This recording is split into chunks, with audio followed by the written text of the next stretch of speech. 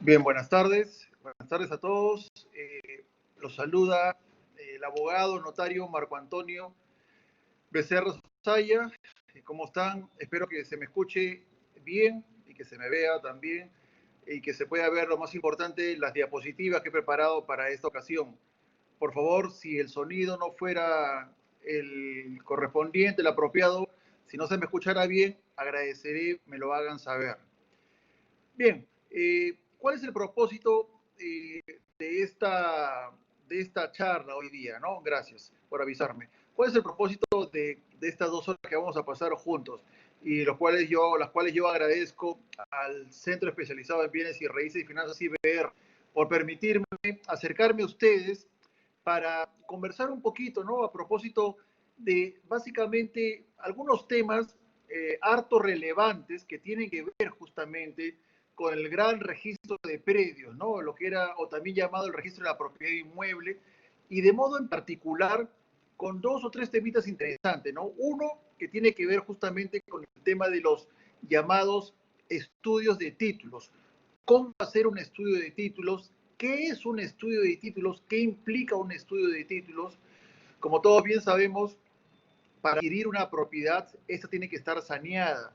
Y justamente para verificar que la misma esté saneada, hay que realizar esta labor que los abogados llamamos estudio de títulos. Bueno, vamos a ver en qué consiste, qué problemas puede presentar y a dónde debemos contar, ¿no? Básicamente va a ser una mirada, unas pinceladas al llamado estudio de títulos en sede registral, ¿no? En la materia registral.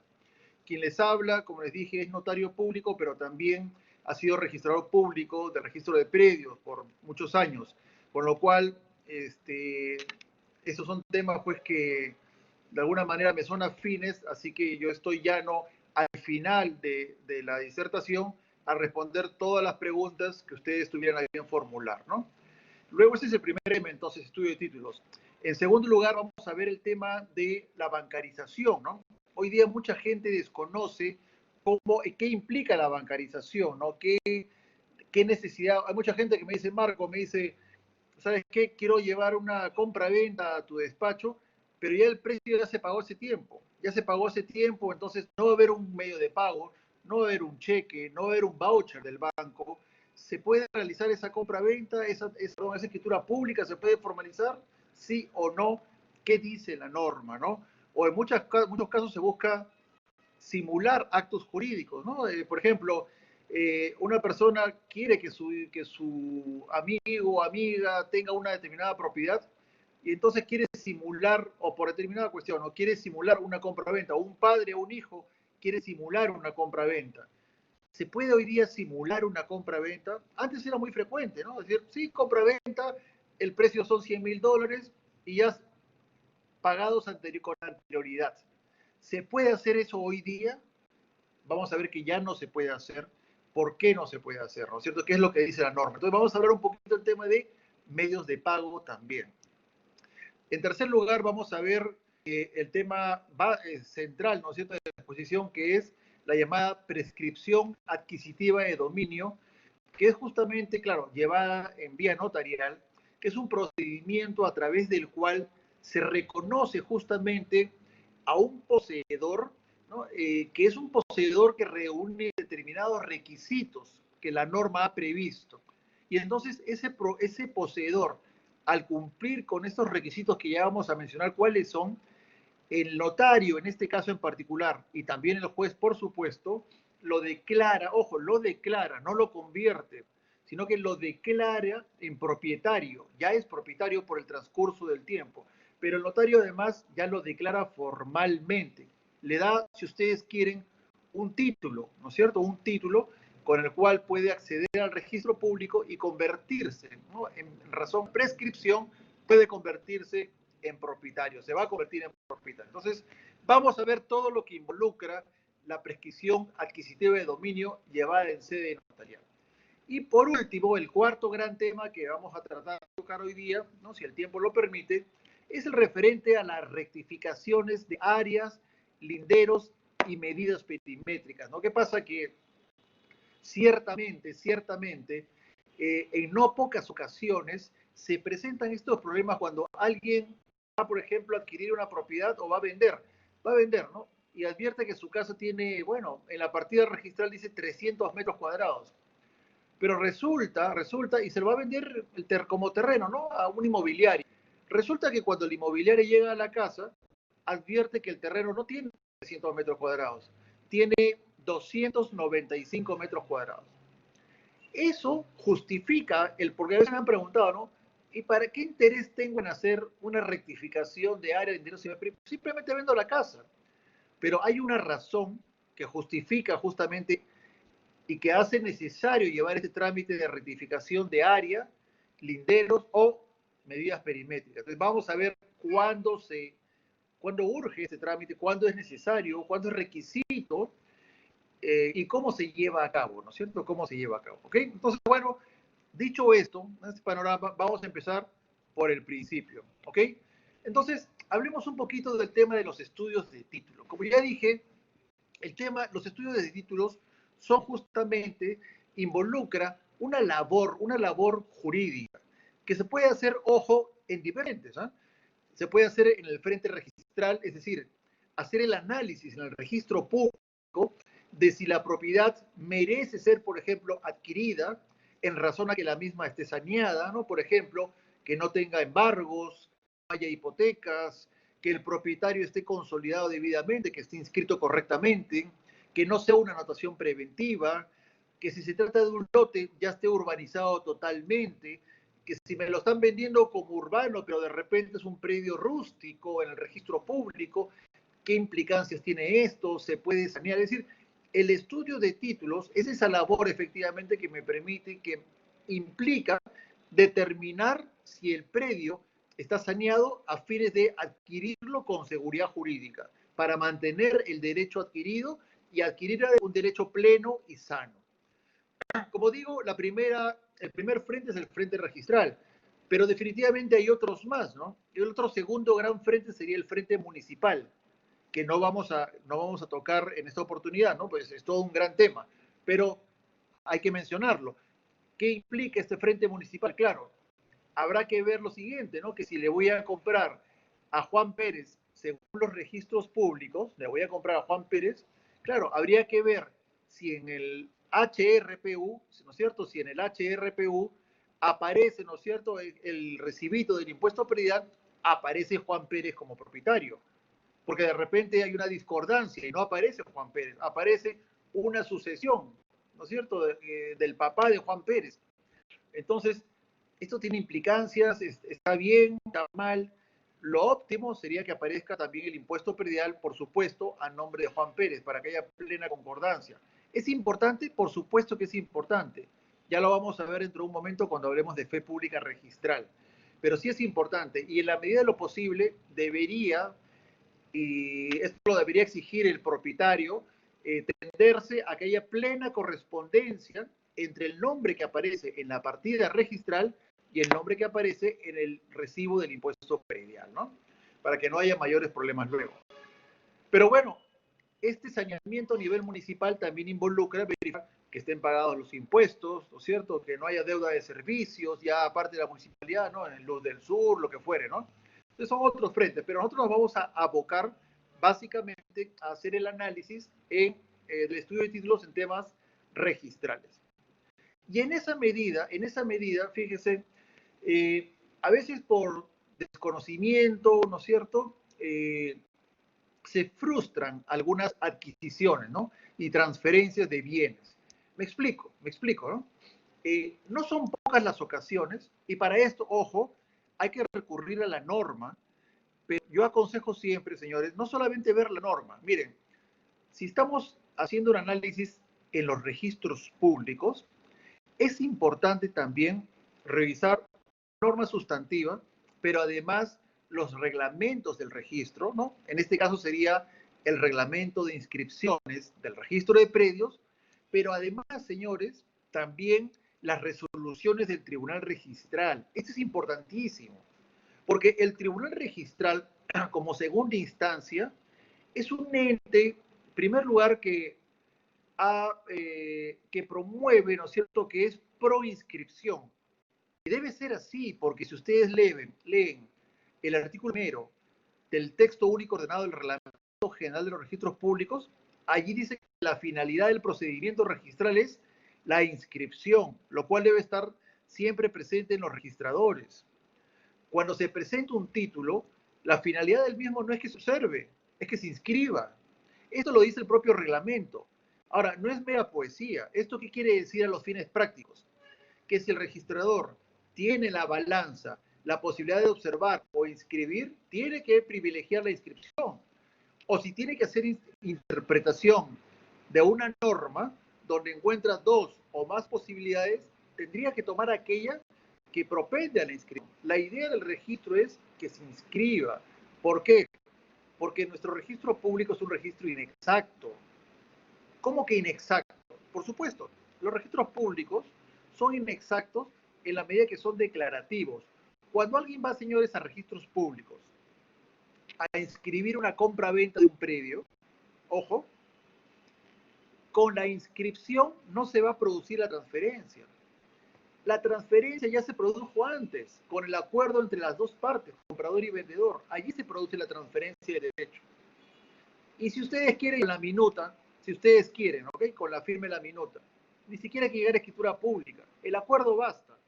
Por eso cuando llega la escritura, el parte notarial a registros públicos, el registro con la inscripción solamente está declarando un derecho ya nacido anteriormente.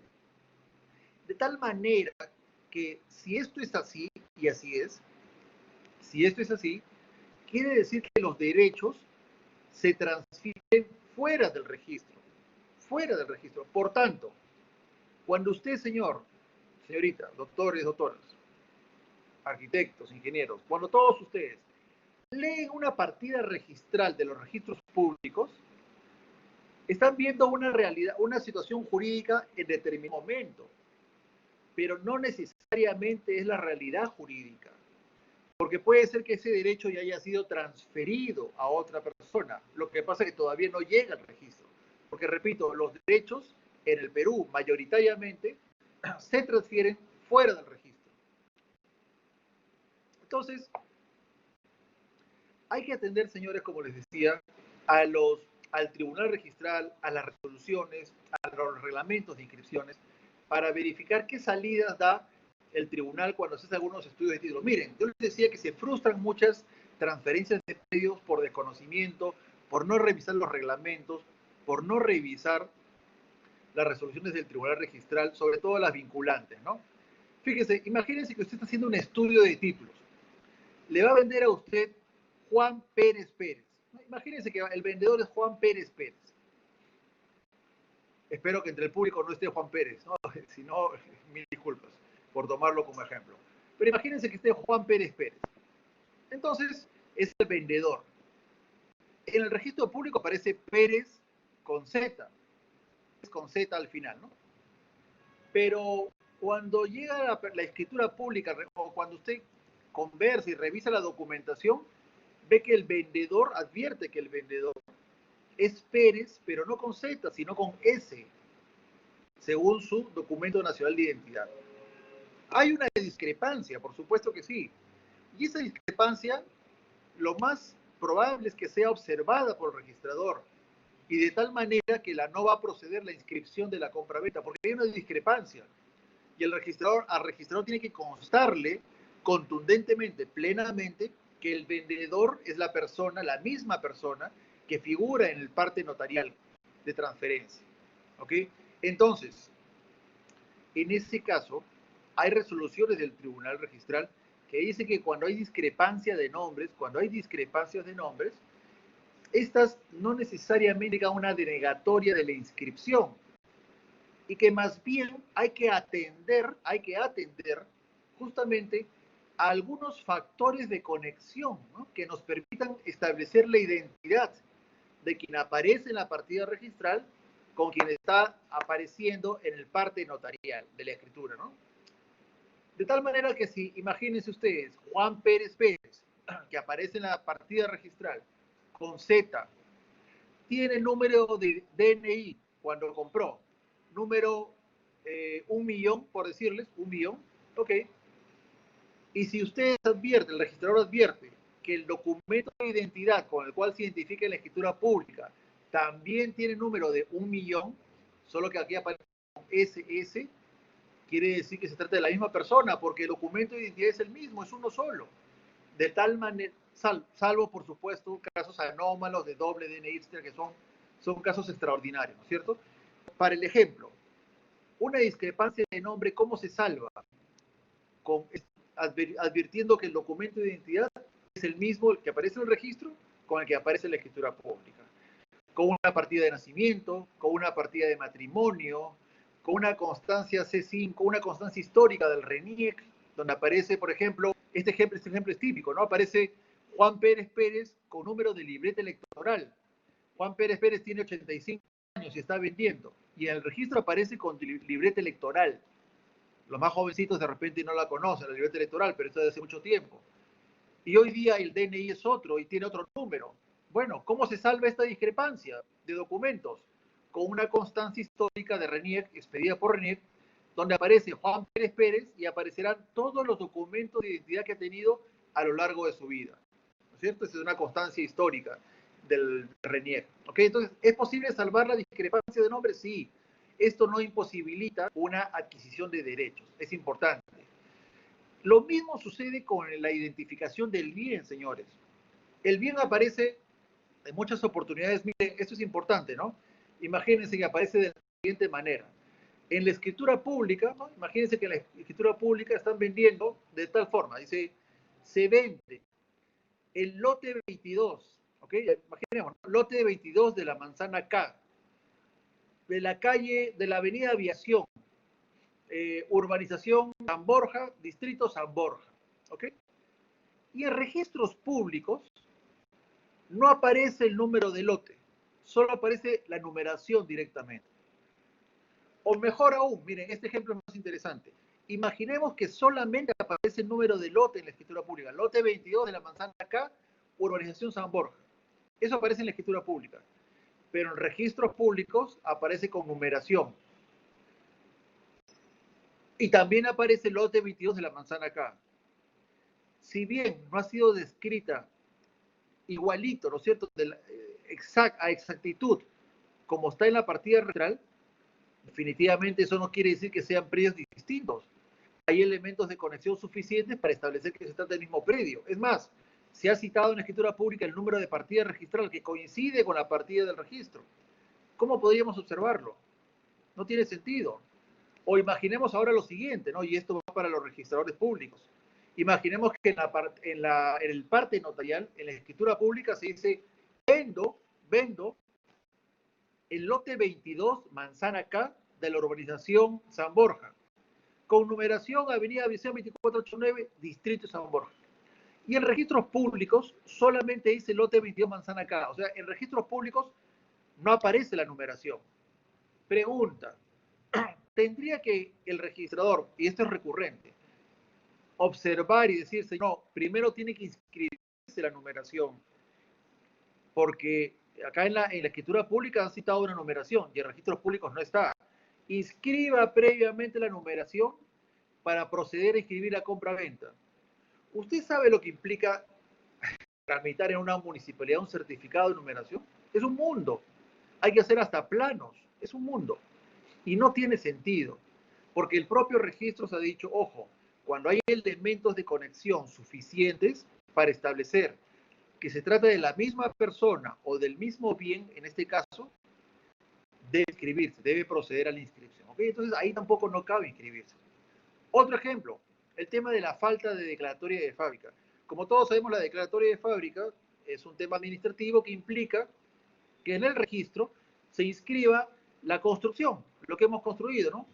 Aparece inicialmente como terreno, pero si hemos construido una casa de 2 pisos, perdón, aparecerá ya en el registro público casa de 2 pisos, con azotea, lo que fuere, cuántos cuartos, etc. Eso es declarar la fábrica, ¿no? Declarar la construcción. Bien, ¿qué pasa? ¿Qué pasa si en la escritura pública se dice lo siguiente? Se vende la casa de dos pisos, casa de 2 pisos, ubicada en la avenida Aviación 2489, etcétera, etcétera, San Borja. Se identifica bien. Pero en registros públicos no aparece la casa, aparece como terreno. Pregunta, ¿Habría que inscribir previamente la declaratoria de fábrica para que proceda a la inscripción de la compra-venta? No. La respuesta es no. No importa. ¿Y esto dónde está regulado? En el reglamento de inscripciones del registro de predios. ¿Ok? Está regulado allí. El registro también dice lo mismo. Acá lo que se está vendiendo es un bien que es, en todo caso, este predio que está conformado por su construcción. Pero ojo, la construcción es accesoria jurídicamente del terreno. Por tanto, no es requisito que se inscriba la declaratoria de fábrica para que proceda a la inscripción de la compra-venta de ese terreno, como aparece en los registros públicos. Son temitas importantes que al momento de hacer el estudio de títulos hay que tenerlos en cuenta y que están reglamentados. Y por último, el tema de la insuficiencia de poderes. El tema de la insuficiencia de poderes. Fíjese, hay generalmente, no general, pero en muchas ocasiones, en que participan apoderados, ¿no? Aparecen representantes, ¿no? Sean representantes de personas jurídicas o representantes de personas naturales. Hay un poder de por medio. Entonces, ¿qué pasa? Imagínense que el poder dice, Juan Pérez tiene poder, a ver, imagínense que lo que se quiere inscribir es una compra-venta. Es una compra-venta de una casa. ¿Ok? Y cuando uno lee el poder, en el poder dice, Juan Pérez, apoderado, está facultado para disponer, ¿no es cierto? A ver, no, dice sí, Juan Pérez está facultado para vender, hipotecar, etcétera, etcétera, de la casa. Y Juan Pérez lo que está haciendo es una donación. Ojo lo que estoy diciendo, ¿eh? Juan Pérez lo que quiere inscribir es una donación de la casa. Quiere donar, se ha donado la casa de Juan Pérez a otra persona. Pero Juan Pérez no está yendo, sino que está siendo representado. Cuando uno lee el poder, en el poder dice, el representante de Juan Pérez tiene poder para vender, comprar, hipotecar, etcétera, etcétera. Pregunta, ¿se inscribirá esa compra-venta con ese poder o el poder es insuficiente? En este momento el poder es insuficiente porque lo que se ha hecho en ese poder, correcto, ¿no es cierto? Es insuficiente porque el poder está detallando cada uno de los actos jurídicos o títulos a través de los cuales se puede transferir. Entonces, es distinto vender que donar, no es lo mismo. Más bien, si se dijera, el apoderado puede disponer y grabar los bienes de Juan Pérez, en ese caso no hay problema porque el acto de dispositivo, la disposición jurídicamente, aunque el Código Civil no lo dice, no define, no da un concepto, no da un contenido de lo que implica la disposición y el gravamen, pero sí el registro público entiende que cuando dice se puede disponer, involucra que se puede vender, se podría adjudicar, se puede donar, es decir, se puede transferir el derecho de propiedad bajo cualquier título, en la medida que diga disposición, ¿no? Entonces, hay que revisar también las resoluciones del Tribunal Registral sobre el tema de representatividad. Y ahí quiero hacer un hincapié, por favor, es muy importante. ¿Qué pasa en el caso de los representantes de personas jurídicas, los gerentes generales? Esto es muy importante. El artículo 14 de la Ley General de Sociedades, ¿ok?, señala justamente que el representante de la sociedad, además de los demás representantes, pero el representante per se, ¿no es cierto?, para los actos de administración en general de la sociedad es el gerente general. Y miren, se ha modificado el artículo 14 de la Ley General de Sociedades, por la cual hoy día, señores, ojo, el gerente general puede realizar todo aquello que esté, ¿no es cierto?, vinculado, por supuesto, al objeto social, lo cual no va a ser revisado por el contratante. Pero dice el artículo 14 hoy día que el gerente general no podrá realizar aquello que se le ha negado, aquello que se le ha prohibido. Entonces, si usted mañana va a revisar, va a hacer el estudio de títulos de una partida, de una persona jurídica, una sociedad, y quiere saber si el gerente general, ojo, si el gerente general, por ejemplo, puede realizar una garantía inmobiliaria sobre un vehículo y puede realizar una transacción extrajudicial. Y usted lee el poder y no encuentra por ninguna parte que diga el gerente general puede transar extrajudicialmente. Tampoco dice que el gerente general puede otorgar garantías mobiliarias en nombre de la sociedad. No dice. La pregunta es, a los que están levantando la mano les pido, por favor, encarecidamente, al final de la charla, para no perder el asunto, vamos a responder todas las preguntas. Les pido, por favor, que las anoten, si fueran tan amables. Muchísimas gracias, muchísimas gracias. Entonces, el tema es, ¿ese gerente general puede realizar la garantía, otorgar la garantía mobiliaria o puede transar? Y la respuesta, ¿cuál es? Si cuando uno revisa la partida registral de la sociedad, no advierte una prohibición expresa al gerente para realizar esos actos, sí lo puede hacer. Es decir, que ahora se ha legislado en contrario. El gerente general no podrá hacer aquello que expresamente se le haya negado, que se le haya prohibido. Pero si va a realizar un acto jurídico que no está prohibido expresamente a partir de la sociedad, sí puede realizarlo. Sí puede realizarlo, ¿ok? Eso es lo que hoy día plantea el artículo 14 de la Ley General de Sociedades. De tal manera que hay que tenerlo en cuenta, primero, si somos asesores de una persona jurídica, y segundo, si vamos a leer, a revisar una partida de sociedades, ¿no? De cualquier sociedad, ¿no es cierto? Y vamos a ver, y queremos saber qué puede y qué no puede hacer un gerente general. ¿Okay? No puede hacer aquello que se le haya prohibido expresamente. Pero bien, avanzando un poquito en el tema del estudio de títulos, entonces, hay que tener, la pregunta que nos podríamos hacer es, a ver, un estudio de títulos, ¿qué implica? Básicamente es lo siguiente en el registro. Me va a vender Juan Pérez una propiedad. Ok, señor Juan Pérez, necesito ver la partida registral del predio. ¿Por qué? Porque lo que aparece en el registro público es la verdad oficial, es la situación jurídica oficial del predio. Allí voy a ver si usted, Juan Pérez, es propietario, hipoteca, si hay embargo, si el bien de Juan Pérez es bien propio. Voy a ver si el bien está anotado preventivamente o está todavía en la primera etapa de la recepción de obras o ya está culminada la habilitación urbana. Voy a ver qué calidad tiene el bien. Voy a verificar el área, los linderos, medidas perimétricas. Voy a revisar todo. Si hay derecho de superficie, hay usufructo, no lo sé. Voy a revisar completamente la partida. Voy a hacer el estudio de título registral. Para eso le pido la partida registral vigente, ¿no?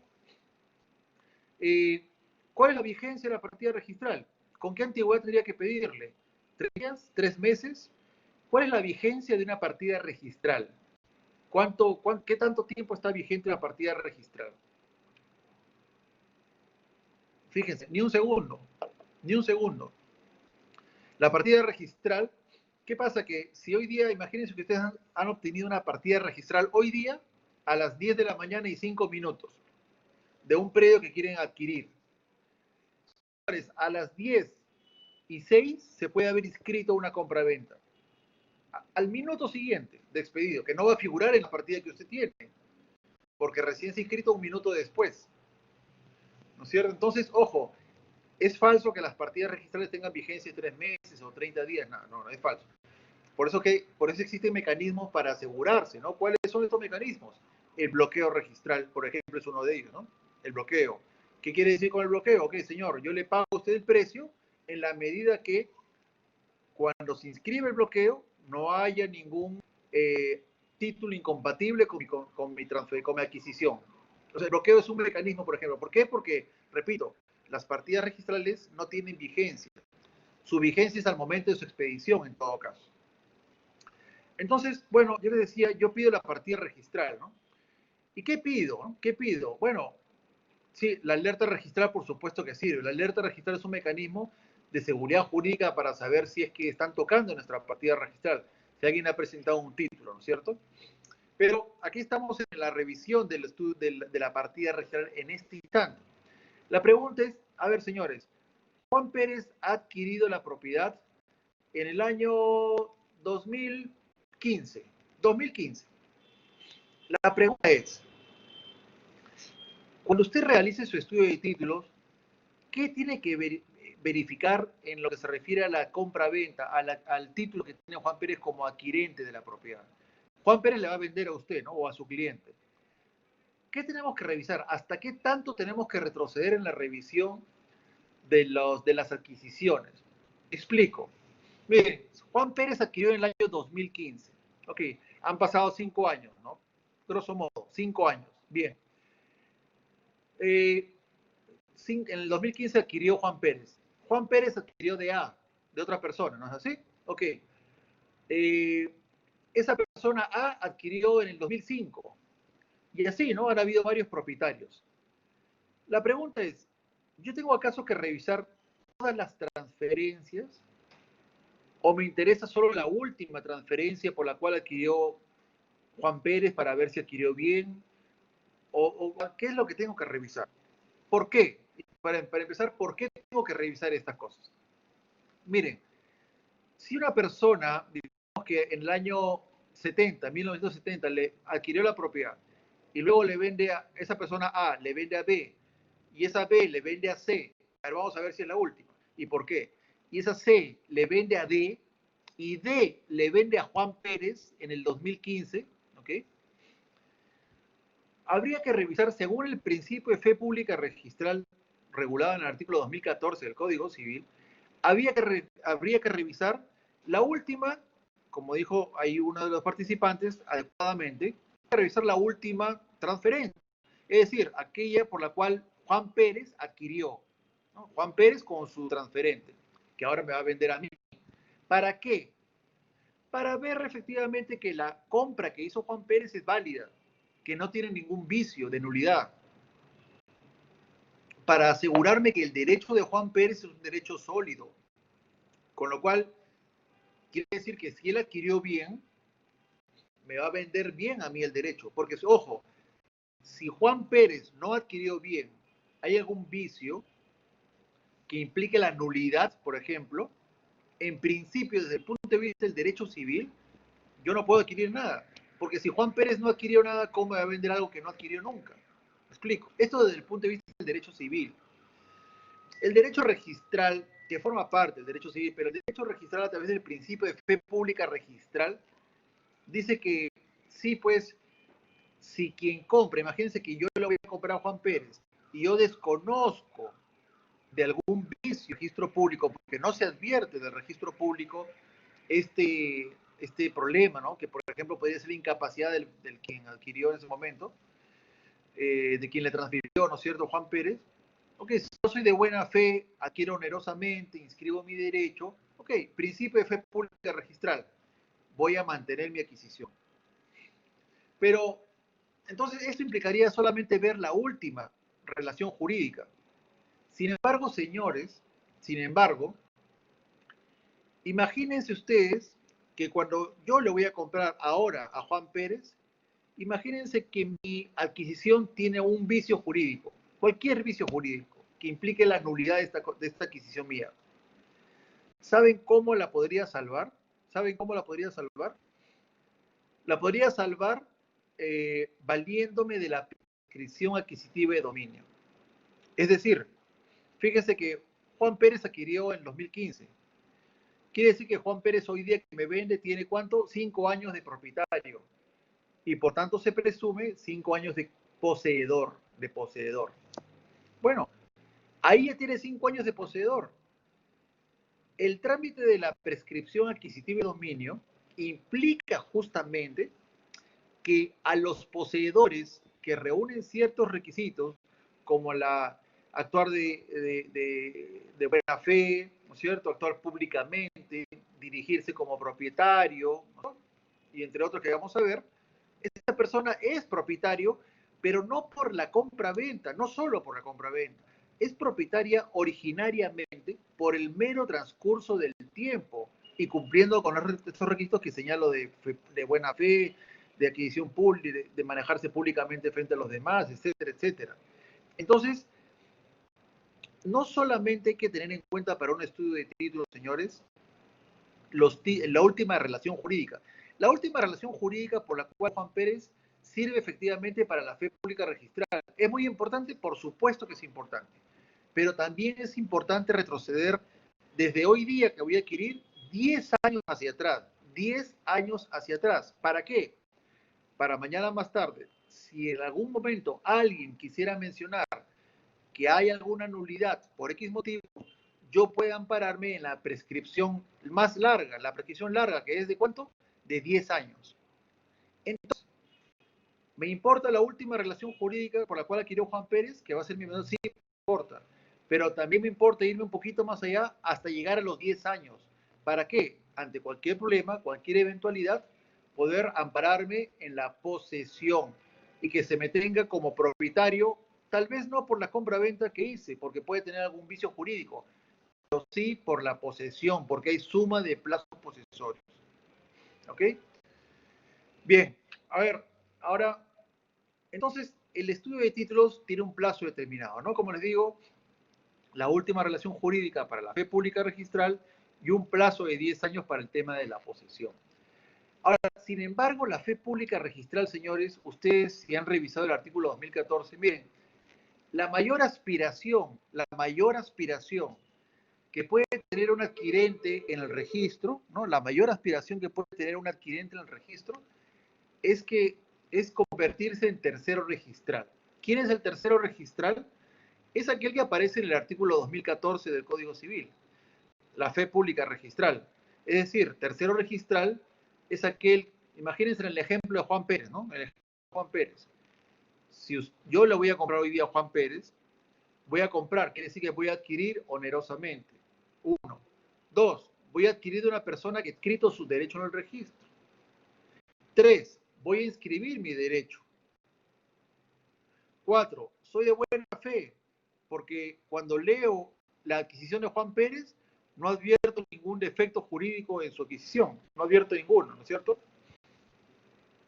Entonces, en estos casos, bueno, y además mi adquisición es válida, ¿no? Mi compra-venta es válida.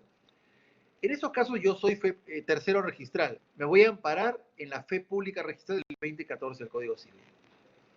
Esta era la máxima aspiración, señores, de todo contratante. Esta era la máxima aspiración. Pero esto es importantísimo. Hoy día ya no basta cumplir con los requisitos del artículo 2014 del Código Civil. ¿Por qué no? Me explico. Fíjese, ustedes recordarán hasta hace pocos años, lamentablemente, había un plan delincuencial, ¿no es cierto? Muy conocido, no voy a mencionar, pero muy conocido que traficaba con predios, ¿no? Traficaba con predios, falsificaba cosas, etcétera, etcétera. ¿Y qué hacen los delincuentes cuando trafican con predios? ¿Qué es lo primero que hacen? Retransfieren y le retransfieren a otro más. ¿Para qué? Para constituir, entre comillas, el tercero registral, para que se pueda amparar el último aquí en la fe pública registral diciendo que él es una persona que no sabía nada, que compró de buena fe y cumplió con todo el 2014. Ok. Eso es lo que hacen los delincuentes, ¿no? Los delincuentes conocen, estas mafias conocen el 2014 mejor que nosotros, ¿no? Muy bien, conocen el derecho comparado, cómo se maneja en Alemania, en España, la fe pública registral, lo conocen bien, retransfieren. Ok. ¿Qué pasó? ¿Qué pasó cuando llegamos al Poder Judicial? Las personas perjudicadas fueron al Poder Judicial y le dijeron al juez, señor juez, tenemos un problema porque nosotros nos han estafado, nosotros hemos estado en nuestra casa viendo Netflix tranquilamente y que ya habían falsificado una transferencia de nuestra parte por un lado y además se había transferido la propiedad a unas personas. Fe pública registral. Bueno, ¿qué dijo el Poder Judicial? Señores, en estos casos, la fe pública registral no puede, ojo, no puede prevalecer frente a la posesión. Claro, porque una cosa es la fe pública registral que se da a nivel registral, etcétera, pero resulta que el poseedor era distinto a quien había vendido. Los que habían vendido lo habían hecho falsificando firmas, fraudulentamente, pero el propietario estaba en su casa sentado viendo Netflix. Él seguía siendo el poseedor. Entonces, ¿qué es lo que dijo el Poder Judicial? Una frase interesante. Dijo, nadie compra una camisa sin probársela. Esta frase me gustó muchísimo, ¿no? Nadie compra una camisa sin probársela. Claro, si usted va, en general, ¿no es cierto? Me quiero comprar un pantalón, unos zapatos, me los pruebo, ¿no? Imagínese usted si va a comprar una casa y no la va por lo menos a visitar, a ver el estado de la casa, quién la está poseyendo. Es lo mínimo que hace un comprador, diligente, lo mínimo, ¿no? ¿Cómo se cayeron estas mafias? Cuando el Poder Judicial dijo, no, vamos a privilegiar el derecho de posesión frente a la fe pública registral. No me interesa la fe, no me interesa que usted, último adquirente, haya cumplido con los requisitos del 2014 Código Civil. Me interesa y voy a privilegiar a quien estaba como poseedor en la casa. ¿Quién estaba como poseedor en la casa? Aquel a quien le falsificaron las firmas, aquel que nunca vendió. ¿Ok? Por tanto, hoy día se privilegia la posesión frente a la fe pública registral. Pero no solo eso, señores, y esto es importante tener en cuenta cuando ustedes hagan un estudio de títulos. Imagínense que usted realiza la partida, usted va a comprar, mire, usted va a comprar mañana un predio, va a comprar mañana un predio, y advierte que quien le está vendiendo, Juan Pérez nuevamente, quien le está vendiendo a usted la casa, ha adquirido la casa hace unos meses, una casa en San Isidro de 300 metros cuadrados, la ha adquirido por 58.000 soles. Por 58.000 soles, una casa en San Isidro de 300 metros cuadrados. Esto es imposible, es imposible. Eso es lo que se conoce como un precio vil, un precio vil. Entonces, tiene que prenderse las alertas, ¿no es cierto? Algo está pasando aquí. Entonces, ¿qué ha dicho el Poder Judicial también? Cuando hay un precio vil, es un indicador de que aquí ha habido efectivamente actos fraudulentos. Y también en esos casos ha dejado de proteger al, entre comillas, tercero registral. ¿Qué ha dicho la persona? Oiga, señor juez, yo soy de buena fe, yo no sabía nada, en el registro no ha aparecido nada. Y el juez, ¿qué le ha dicho? Señor, pero si quien le está vendiendo, ¿usted no se ha fijado que compró la casa por 58.000 soles hace 3 meses y ahora se la vende a usted? ¿No ve algo raro? ¿Cómo puede decir usted que es de buena fe? Entonces, ¿qué está pasando? Se han introducido en la judicatura y se están privando elementos extrarregistrales, extra fe pública registral, como por ejemplo la posesión o en este caso el precio civil. O por ejemplo también la transferencia sucesiva inmediata. ¿Qué pasa? Usted le va a comprar a Juan Pérez, bueno, y advierte que Juan Pérez, ¿cuándo ha adquirido? ¿En el 2000? ¿En el 2005? No, no, ha adquirido hace 2 meses y ahora me la está vendiendo a mí. ¿No puede ser algo raro? Y me la está vendiendo por el mismo precio o hasta de repente menos. Entonces, ¿qué pasa? Hay elementos extrarregistrales que hoy día se privilegian frente a los elementos registrales y a los principios tan trascendentales como la fe pública registral. A tenerlos en cuenta. ¿Ok? Ahora, el tercero registral no solamente tiene estos problemas, ¿no? También tiene problemas como las normas sobre de extinción de dominio, ¿no? Usted puede comprar mañana una casa y resulta que le dicen, oiga, el que le ha vendido a usted, le cuento, que la casa cuando la compró Juan Pérez estaba metido en un tema de lavado de activos. Y por tanto esta casa es fruto del delito. Y por tanto, usted debió indagar un poquito más y no se le va a proteger. ¿Es posible esto? Por supuesto que es posible. El decreto legislativo 1373 regula la llamada extinción de dominio. Es un peligro, ¿eh? Porque ¿qué nos dice esto, señores? Si mañana usted va a comprar una casa, va a adquirir, va a tener que no solamente verificar, hacer el estudio de títulos de los documentos registrales, va a tener que ir a verificar quién posee la casa. Va a tener que indagar si la persona que le está vendiendo eventualmente está metida en un tema de lavado de activos, de narcotráfico. Es decir, tiene que ser de detective. Hoy en día, para adquirir una casa, adquirir un derecho, hay que ser de detective, porque si no, podríamos perderla, ¿no? Normas sobre extinción de bienes. Y la segunda posibilidad, un peligro también para el adquirente, son las normas sobre duplicidad de partidas, ¿no? Las normas de duplicidad. La duplicidad de partidas es un problema registral que mucha gente desconoce. ¿Qué implica?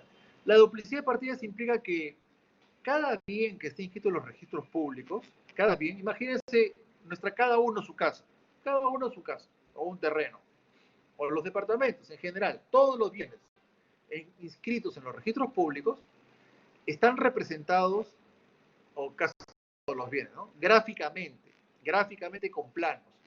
Por eso cuando se va a matricular un predio del registro, se va a inscribir por primera vez, tiene que acompañarse un plano con coordenadas UTM, con coordenadas, ¿no? Con coordenadas. Como GPS, ¿no es cierto? Para saber en el espacio exactamente en dónde se encuentra ubicado este bien. ¿Y esto por qué es importante? Porque estamos hablando de derecho de propiedad y el derecho de propiedad tiene que recaer sobre un bien y hay que saber en dónde se ubica ese bien. Entonces, la duplicidad de partidas o superposición de áreas, que no es lo mismo, pero está muy correlacionado, surge justamente cuando dos bienes gráficamente están superpuestos, ¿no? Imagínense que mi casa tiene un planito y la de mi vecino tiene otro plano, pero si lo juntamos con las coordenadas que han puesto, están superpuestos total o parcialmente, porque han hecho mal la medición, porque se han utilizado distintos sistemas de medición. Se ha generado una duplicidad de partidas, ¿ok? Entonces, o superposición de áreas. ¿Este es un problema serio? Por supuesto que es un problema serio. ¿Por qué? Imagínese, señor, que usted es asesor de una constructora.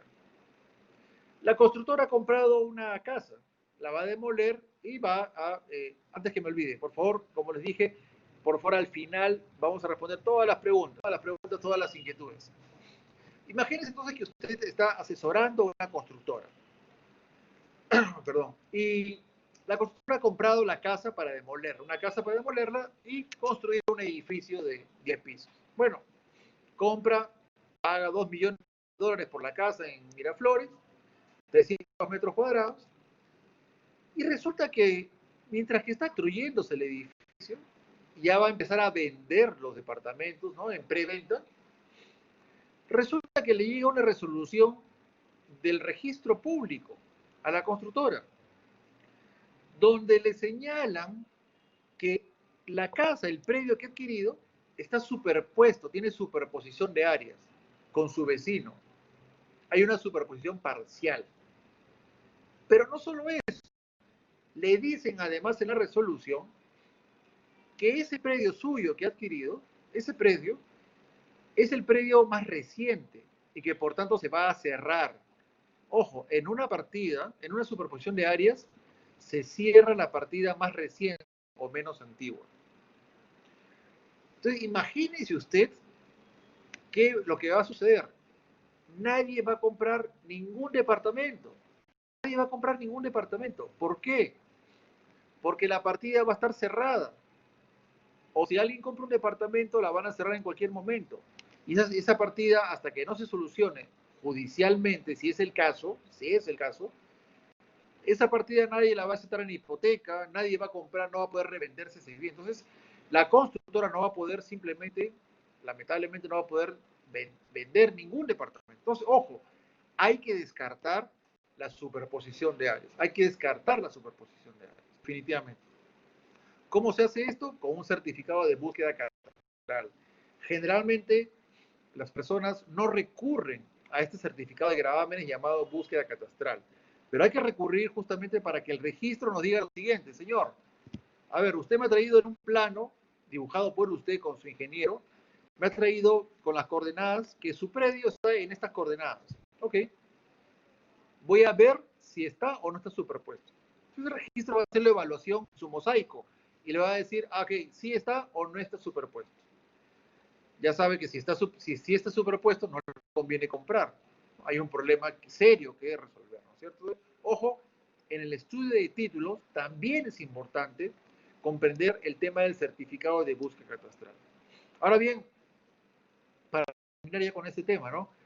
Del estudio de títulos. ¿Qué pasa si voy a comprar un terreno de, no sé, imagínense 1000 metros cuadrados? Voy a construir, soy una constructora que voy a construir 100 departamentos, no más, 400 departamentos, 300 departamentos. Y advierto que el terreno de 1000 metros cuadrados está superpuesto parcialmente en, digamos, 10 metros cuadrados. O sea, de los 1000, 10 metros cuadrados están superpuestos. En ese caso, señores, miren, para resolver un tema de superposición de áreas, administrativamente toma tiempo. Entonces, yo como constructora no puedo perder tiempo, no puedo esperar un año a que se resuelva la superposición de áreas, no puedo esperar. ¿Qué puedo hacer? Bueno, puedo renunciar. Esto está normado en una resolución del Tribunal Registral, que vamos a ver. ¿Puedo renunciar a la propiedad? Por supuesto. En estricto no es renunciar a la propiedad, ¿ok? Pero vamos a utilizar los términos que utiliza el Tribunal Registral. El Tribunal Registral ha dicho lo siguiente. Sí se puede renunciar a la propiedad. Repito, estoy hablando en términos del Tribunal Registral, no términos civiles. Para efectos de acabar, ¿no es cierto?, de solucionar una duplicidad de partidas, sí puedo renunciar a la propiedad. ¿Cómo? En el ejemplo que di de la constructora, que va a adquirir o que ya tiene un lote de 1000 metros cuadrados y que está superpuesto parcialmente en 10 o 20 metros cuadrados, la constructora prefiere renunciar a esos 20 metros cuadrados que están superpuestos, prefiere renunciar, porque no afecta en nada su gran proyecto de 400 departamentos, que si se espera un año, imagínense desde el punto de vista financiero lo que supone esperar un año a poder empezar a venderlos hoy día los 400 departamentos. Entonces, ¿se puede renunciar a la propiedad en el registro? Sí se puede. ¿Cuándo? Cuando hay superposición de áreas. Definitivamente es un remedio interesante, ¿no es cierto? Ahí tienen ustedes justamente una resolución, la 329-2013 Arequipa, que dice exactamente, ¿no? La renuncia al derecho de propiedad formulada por el titular registral, por el propietario de un predio, determina la extinción de dicho derecho. Inscrita la renuncia, deberá procederse al cierre de la partida, pues el ordenamiento no admite la existencia de un predio inmatriculado sin titular de dominio, ¿no es cierto? Entonces, ojo, se puede renunciar total o parcialmente a la propiedad. El ejemplo que yo les di es una renuncia parcial que a los fines financieros, económicos, definitivamente es recomendable. ¿El registro lo admite? Sí lo admite. Ahí tienen ustedes una resolución del Tribunal Registral. ¿Ok? Bien. Vamos a avanzar entonces. Voy a pasar algunas diapositivas porque lamentablemente no nos va a alcanzar el tiempo, ¿no? Entonces, bueno, a ver, entonces, hablando de, ya terminando la última diapositiva con el tema de estudio de títulos, ¿qué tienen que tener en cuenta? A ver, en primer lugar, el registro se basa por el llamado principio o lo que usted, en todo caso, la publicidad material. La publicidad material. ¿Qué implica la publicidad material? Esta está regulada en el artículo 2012 del Código Civil. Y la misma señala que se presume, sin admitir prueba en contrario, que todos conocen lo que está inscrito en los registros públicos. Obviamente que no sabemos todo lo que está inscrito en los registros públicos, pero si mañana voy a comprar ese auto o voy a comprar esa casa, voy a obtener la partida registral de ese auto o de esa casa. Y por tanto, todo lo que está en el registro público, en la medida que es accesible, me afecta. Por tanto, yo no podría decir en un proceso judicial, señor juez, yo no sabía cuando compré la casa que estaba embargada. Yo no sabía que había una hipoteca sobre la casa. Yo no sabía que había superficie sobre la casa. Yo no sabía que el auto que me estaba vendiendo tenía un embargo del SAT. Eso no lo pueden decir en la medida que estos actos aparecieran en la partida registral. Repito, la publicidad material nos afecta a todos e implica que nadie puede decir válidamente que desconoce lo que está inscrito en los registros públicos. ¿Ok? Entonces, eso es muy importante porque nos obliga a indagar en el registro público en las partidas. Pero no solo en las partidas, también a propósito de una modificatoria de la norma, y siempre, ¿no? Por la Corte Suprema, la posición que tenía, no solo hay que ver el asiento, hay que ver también el título archivado. ¿Qué es el título archivado? Es el documento que está guardado, archivado en el registro público, que dio mérito a la extensión del asiento registral. Claro, el asiento es el resumen, ¿no? Aparecen 4 cosas, ¿no? Vendido a favor de Juan Pérez por soltero, por el precio de $100,000, pagados, escritura pública de fecha tal, ante notario tal, asiento de presentación tal. Punto. Ese es el asiento de inscripción. Pero el título privado es la escritura pública que dio mérito a la extensión de este asiento. Eso también forma parte de la publicidad material hoy día. Es decir, que lo que aparezca en esa escritura pública que está guardada, ese parte notarial que está guardado en el registro, nadie puede decir, no, señor juez, yo no sabía porque en el asiento no aparecía esto, ¿no? Que se podía resolver el contrato, por ejemplo, ¿no? Eso no aparecía. Entonces, el juez le va a decir, señor, en el asiento no está, pero sí está en el título archivado. Por tanto, usted debió conocerlo. Por tanto, no puede ampararse en su desconocimiento. ¿Ok? Ahora bien, hemos hablado de fe pública registral. Hay otro principio importante que es el de la oponibilidad. Solamente lo voy a mencionar porque el tiempo está ganando. Hay tanto por hablar, ¿no? Pero el principio de oponibilidad supone justamente que lo inscrito se opone a lo no inscrito. Ojo, lo inscrito se opone a lo no inscrito. Y lo no inscrito, por tanto, también se opone a lo inscrito. Me explico. Si mañana ustedes van a contratar con alguien que resulta ser representante de una persona, ¿no? Viene el representante y le dice, señor, sí, yo represento a mi cliente y yo tengo poder para vender la casa. ¿Usted va a comprar? No sé, ok, yo le vendo porque yo soy el representante. Perfecto. ¿Qué le va a pedir usted a ese representante? Una vigencia de poder del registro público. Una vigencia. Perfecto. Ahora, pero mire, puede ser que ese representante con el que usted ha conversado hoy día, de cada 2 semanas, cuando ya van a firmar la escritura pública, advierte que ya le han revocado los poderes. O no advierte, pero le comento, le han revocado los poderes. Pero esa revocatoria de poderes no se ha inscrito en los registros públicos. Ya le revocaron en otra notaría, pero aún no llega al registro público el parte de revocatoria de poder. Pregunta, siendo que esta persona ya no es representante, porque ya le revocaron el poder, pero esa revocatoria no ha sido inscrita en el registro público. Usted adquiere bien contratando con un no representante, pero cuyo mandato, cuyo poder todavía está inscrito en los registros públicos, y la respuesta es sí. Porque en virtud del principio de oponibilidad, a usted se le opone inscrito. ¿Qué es lo que está inscrito? El poder o el mandato. Por tanto, y la revocatoria que ya existe, me es inoponible porque no está inscrita. Existe. El señor ya no es representante, pero esa situación jurídica me es inoponible a mí como adquirente. ¿Ok? Bien. Voy a pasar ya al tema de la fe pública que lo hemos conversado. Hay mucho que decir, pero la verdad es que no quiero quedarme. El tema de los medios de pago, señores. El tema de los medios de pago. Ojo, lo que quiero mencionar rápidamente es lo siguiente. Miren, la ley 30.730, ¿ok? Ha señalado que las obligaciones que se cumplan mediante el pago de sumas de dinero se deben pagar utilizando medios de pago, aun cuando se realicen pagos parciales. Me explico. Si ustedes mañana más tarde van a realizar la compra-venta de una casa y van a pagar, imagínense, voy a hacer un ejemplo, preguntas que se hacen generalmente. Doctor, mire, me están pagando, me van a pagar $50.000 por la casa. $50.000 por una casita chiquita.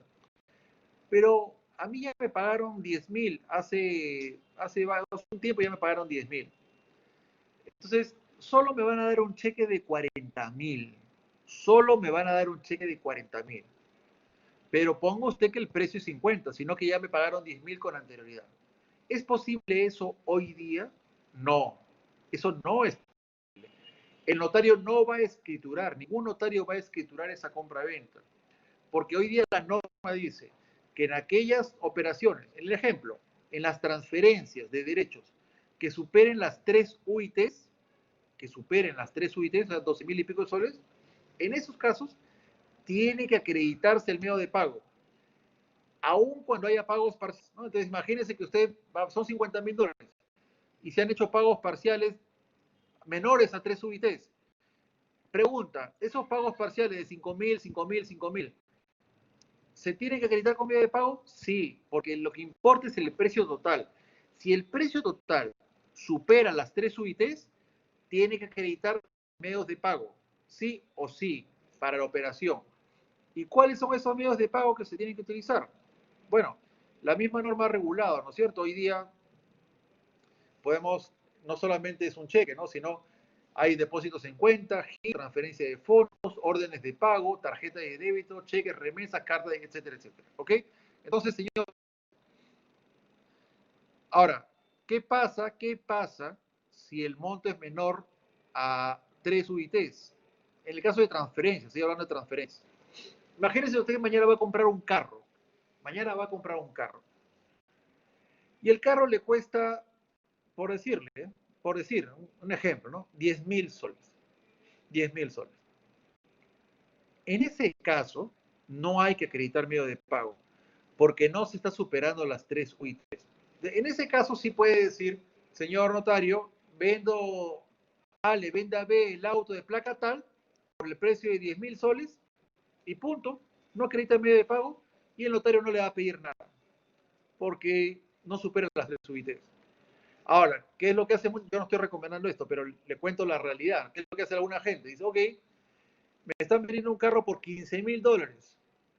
Okay. ¿Y qué hacen? Dicen, en su escritura pública le manifiestan al notario que es por 11.000 soles. ¿Y qué han hecho? Por fuera han dado en efectivo, lo que fuere. Ojo, no estoy recomendando bajo ningún punto, estoy comentando la realidad. Entonces, ¿qué hicieron? Ok, al final el notario no lo va a negar porque el notario no tiene forma de saber que realmente hubo 15.000 dólares que se pagaron por fuera, no tiene forma de saber. El notario va a consignar lo que le digan las partes. Si las partes le dicen 10.000 soles, es menos de 3 UIT. Si le dicen un monto que supera las 3 UIT, sí el notario va a decir, ojo, acredíteme el medio de pago. ¿Ok? Eso tiene que ver con medios de pago. No me voy a explayar más porque básicamente ese es el espíritu de lo que me interesa mencionar. Vamos a hablar un poquito ahora de prescripción adquisitiva notarial. ¿Okay? Por favor, apunten sus preguntas para sus inquietudes, ¿no? Para el final, ¿no? Por favor. Bien, entonces, hablemos de la prescripción adquisitiva de dominio. ¿Qué es la prescripción adquisitiva de dominio, no? Miren, la prescripción adquisitiva de dominio es, como les dije, es un procedimiento a través del cual a un poseedor se le declara, se le reconoce como propietario, ¿ok? Se le reconoce como propietario. Para tal efecto, por supuesto, este poseedor, ¿no? Este poseedor tiene que ser, por supuesto, un poseedor cualificado, ¿no? Tiene que tener determinadas características, ¿no? Eso que las vamos a ver en un momento, ¿ok? Pero básicamente, esta persona está basando la adquisición de su derecho de propiedad, la está basando en la posesión. Interesantísimo, ¿no? Porque miren lo que les he dicho hace un momento, ¿eh? Que los juzgados están privilegiando la posesión frente a la fe pública registral. Ojo, ¿eh? Los juzgados dicen cuando había esa transferencia con las mafias, dicen, no. Puede ser que haya tercero registral, puede ser que haya fe pública, pero yo voy a privilegiar, para mí más importante es la posesión, quién está poseyendo el predio. Y quien está poseyendo no vendió, no.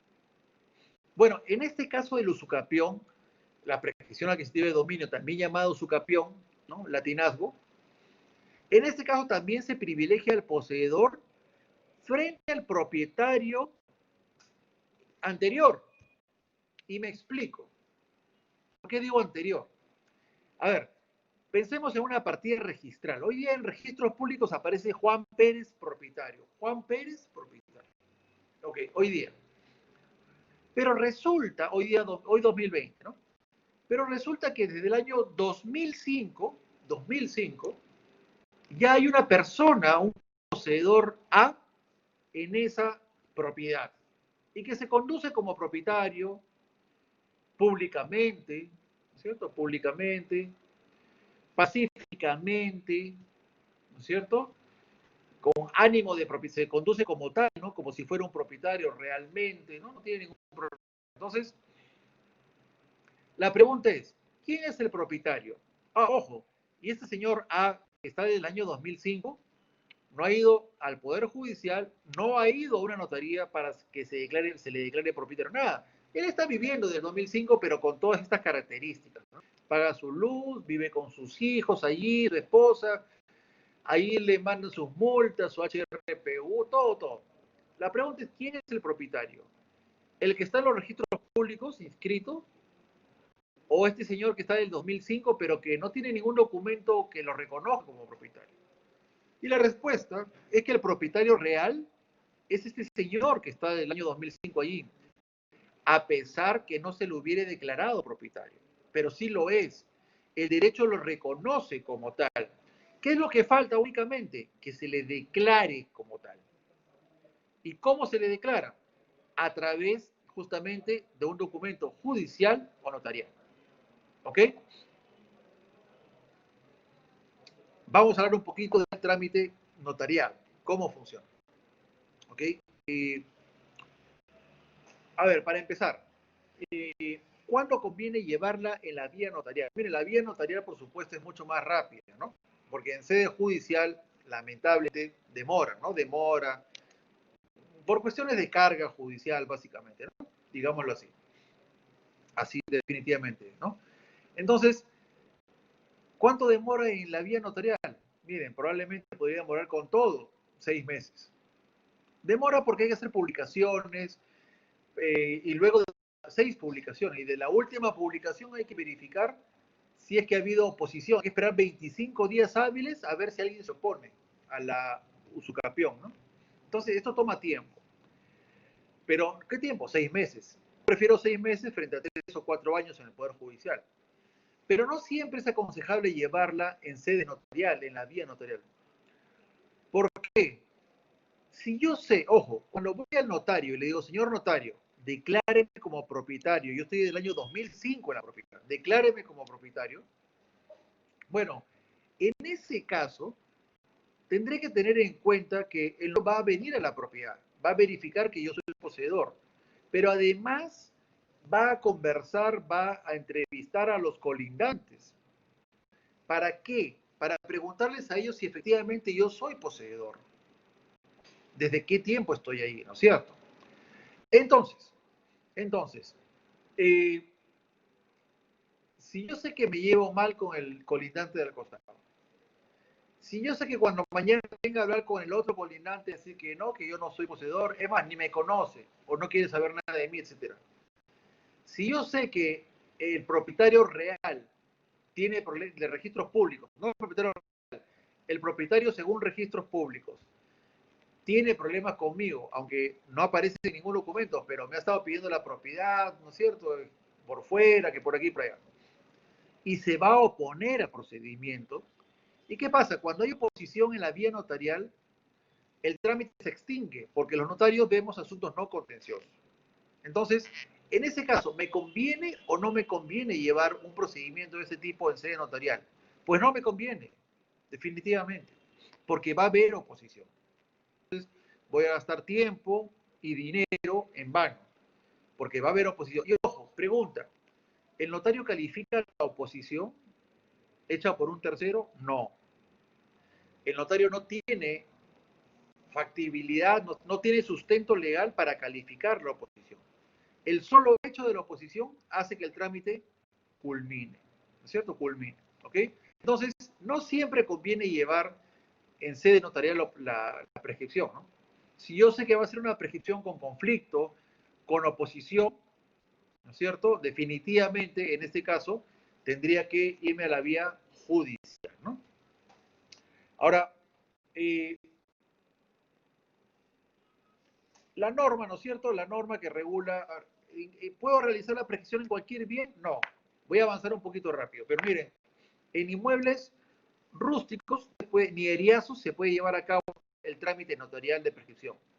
Solo se puede llevar en inmuebles urbanos o en área de expansión urbana. Ojo, solo se puede practicar la prescripción en inmuebles urbanos o en área de expansión urbana. Me explico, me explico. A ver, imagínese usted, señor, que le preguntan, ¿no? Usted como asesor legal, le dicen, señor, queremos que realizar una prescripción en la vía notarial de este predio. Y usted verifica la partida y dice, predio rústico, ¿no? La vaquita feliz. Ok. La pregunta es, ¿Se puede llevar a cabo la prescripción en la vía notarial? Ya dijimos que los predios rústicos no, tiene que ser predio urbano en área de extensión urbana. Pero ojo, como decimos ahí en la partida, ojo, el registro define la naturaleza del predio, define la calidad, si es urbano o rústico, la respuesta es no.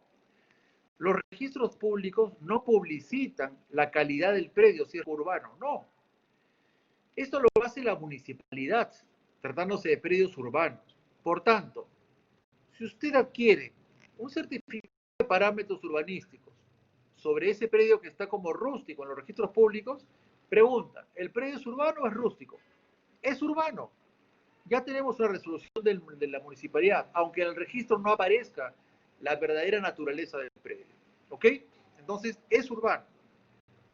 No hay ningún problema. Entonces, el registro se puede acreditar de diversas maneras, con documentos municipales, predios urbanos, porque, repito, el registro no define la naturaleza del predio. ¿Ok? No define la naturaleza del predio. Bueno, ahí estamos diciendo, ¿no?, que justamente la diapositiva, el registro no define la naturaleza del predio. Bien. Ahora, pregunta, ¿no?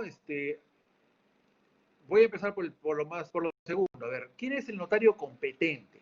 ¿Quién es el notario competente? Los notarios tenemos competencia provincial, ¿no es cierto? Por tanto, un notario, ojo, la competencia es provincial. Por tanto, imaginemos que un notario de San Borja, Miraflores, Secado de Lima, pregunta, ¿podría realizar la prescripción de un predio que está aquí en la avenida Sáenz Peña, en el Callao? No, porque es otra provincia. Está acá cerca. Pero el notario de Miraflores o San Borja, ¿podría realizar la prescripción de un predio en Ancón, que está mucho más lejos? Sí, porque Ancón forma parte de la provincia de Lima. ¿Ok? Entonces, el notario competente es el notario de la provincia que coincide con la provincia en la cual se encuentra el predio a usucapión. Ahora bien, la gran pregunta que se hace la gente es, ok, ¿y cómo se le acredita al notario? ¿Cómo se le acredita la posesión? ¿Cómo le acredito yo al notario que estoy viviendo desde el año 2005 en esta propiedad, acá en este predio? ¿Qué me va a pedir el notario? Porque, ojo, de lo que se trata es de formar un juicio de convicción en el notario para que éste justamente se forme, ¿no es cierto?, la idea de que sí la persona está viviendo y que para él se le acredite que está viviendo ahí por 15 años. ¿Qué documentos son los que interesan? En realidad, señores, la ley no dice nada al respecto. La ley no dice nada al respecto. ¿Ok? Ordinariamente se solicitan, por ejemplo, los documentos municipales, ¿no? El HRPU, los recibos de teléfono, agua, luz, resoluciones coactivas. Miren, todo lo que acredite la persona vive en este lugar, que posee este lugar. Mínimo 10 años. Los notarios solamente vemos prescripción larga por 10 años. Todo lo que acredite, donde aparezca el nombre de la persona, ¿no? Juan Pérez, que va a prescribir. Y dice Juan Pérez y la dirección coincide con el predio que va a prescribir. Perfecto. ¿Ese documento vale? Por supuesto que vale. Miren, yo les cuento como anécdota. Una señora quería hacer la prescripción de un vehículo.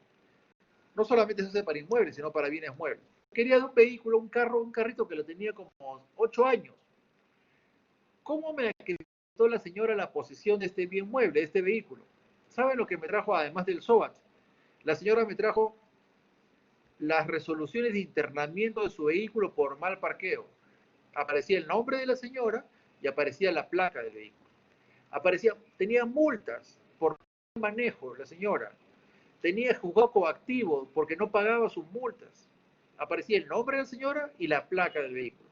La señora era pésima conductora, era pésima pagadora, pero ¿era la poseedora del vehículo? Por supuesto que sí. Mediante documento público, 6 documentos públicos, acreditó que ella era la poseedora. Entonces, no existe una lista legal, ¿no es cierto?, sino que hay que juntar la mayor cantidad de documentos para crear convicción en el notario que efectivamente somos los poseedores de determinado bien. ¿Ok? Eso es importantísimo. Y el notario, si está convencido, lo hará.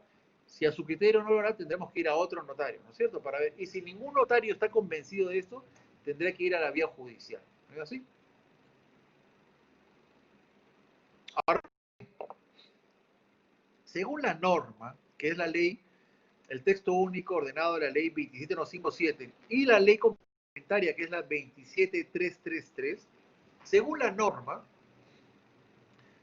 hay que notificar al propietario registral, al titular registral, hay que notificarle.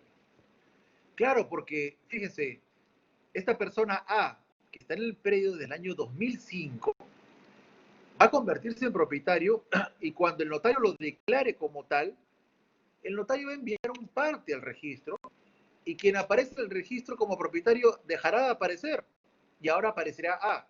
Entonces, es una cuestión delicada, ¿no? Porque quien apareció en el registro va a dejar de estar como propietario. Entonces, la norma prevé que hay que notificar justamente a esta persona. ¿Qué es lo que sucede? Mucha gente dice, voy a prescribir, señor notario, oh sorpresa, ¿no? No conozco el domicilio del titular registral. Declaro bajo juramento. Bueno, ¿el notario qué tiene que hacer? El notario tendrá que notificar edictalmente, ¿no? Tendrá que publicar en los diarios, en el diario peruano y en un diario de mayor circulación. ¿Cuántos propietarios leen el peruano para ver todos los días si su casa la están prescribiendo? ¿Cuántas personas leen el diario El Trome, el diario El Sol o el diario, no sé, cualquier diario para ver si se está publicando su casa, la prescripción? ¿Cierto? Entonces, por una cuestión de diligencia, el notario está obligado, ojo, bueno, la norma no lo dice, pero es un tema de diligencia. El notario está obligado a agotar, ¿no es cierto? Agotar indagaciones para saber dónde notificar a esta persona. El Consejo del Notariado incluso ha llegado a sostener que el notario tiene que sus resoluciones, ¿ah? Que el notario tiene que ingresar a Google, a Facebook, a las redes sociales para ver a RENIEC, por supuesto, RENIEC, para verificar el domicilio del titular registral y notificarle en todos esos domicilios que allí aparezcan, en todos los domicilios que allí aparezcan, ¿no? Porque repito, es un tema muy delicado, ¿no? Entonces, cuando, esto lo digo, ¿por qué? Porque mucha gente va a la notaría y dice, señor notario, yo no conozco la dirección de la persona. Bueno, debe tener en cuenta que a pesar de lo que usted dice, el cliente dice, el notario va a agotar todas las gestiones y va a notificar a todo cuanto domicilio aparezca del titular registral. ¿Ok? Entonces, no es que no se va a enterar, no, sí se va a enterar, o por lo menos el notario va a intentar comunicar de la prescripción al titular registral. ¿Ok? Por último, ¿no? Repito, voy saltando algunas cositas porque pueden ganarnos.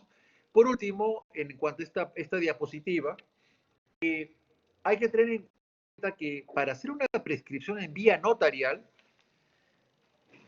el abogado o el propietario, si ustedes quieren, o el arquitecto que tenga a cargo ese tema, tiene que previamente haber conversado con los colindantes, con los vecinos, para que estos sepan que el notario va a venir en algún momento y los va a entrevistar. Y les va a preguntar si efectivamente conocen al poseedor, si saben que está poseyendo por más de 10 años, si saben que ahí de buena fe, públicamente, pacíficamente, ¿no es cierto?, etcétera, etcétera. Entonces hay que preparar a los colindantes y hacer y saber, el tema de los bienes comunes no se pueden prescribir, ¿no es cierto?, en edificios. Acabo de ver una frasecita ahí, no se pueden prescribir, ¿no es cierto? Ojo, no existe la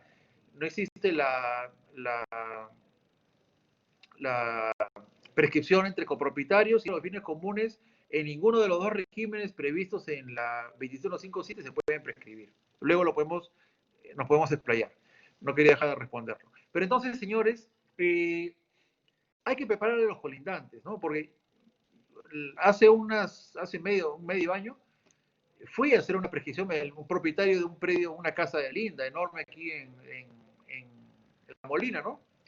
Me pidió ir ok, fui a la casa, revisé todo, vi que sus cosas estaban entre él, tomé un café, ¿no? Viendo que era el propietario, el poseedor, ¿no?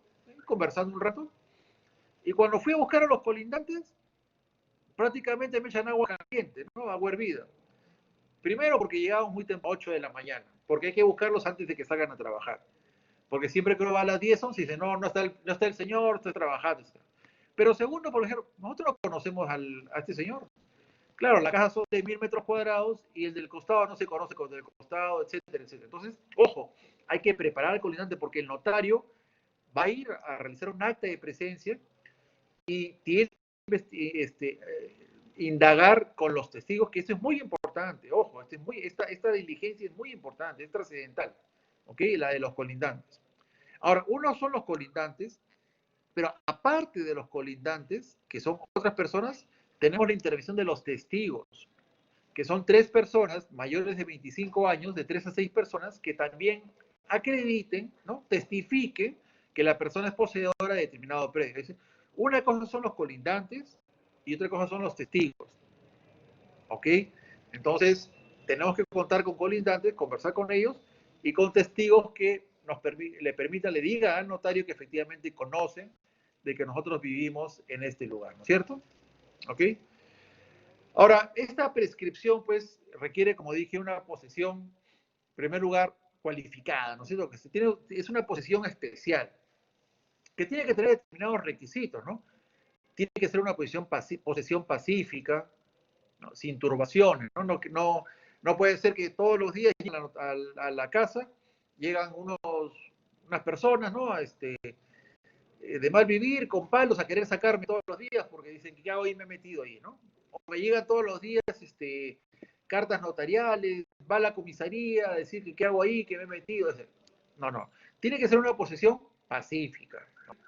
Una posesión pública, de conocimiento general. Yo salgo todos los días a hacer mi mercado, entro a la casa, voy a recoger a mis niños al colegio, regreso, abro mi carpor, entro ahí, lavo mi carro afuera, si ustedes quieren, lo que ustedes deseen. Es una posesión pública. Todos saben que vivo allí, que estoy poseyendo ese predio, ¿ok? Tercer lugar, una posesión continua. Ojo, ya dije, ¿cuál es el lapso? En notarías es 10 años.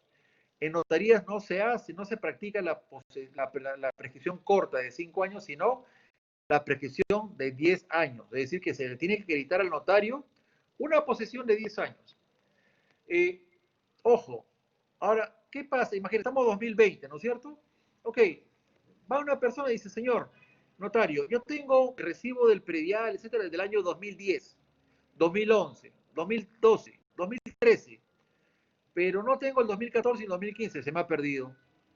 Y después tengo 2016, 17, 18, hasta el 20. Después también tengo recibos de luz, pero de algunos años, no de todos. Lo importante, señores, es que como se presume la continuidad, lo importante es acreditar el inicio y el final de los 10 años y, por supuesto, la mayoría de años que están dentro de ese plazo.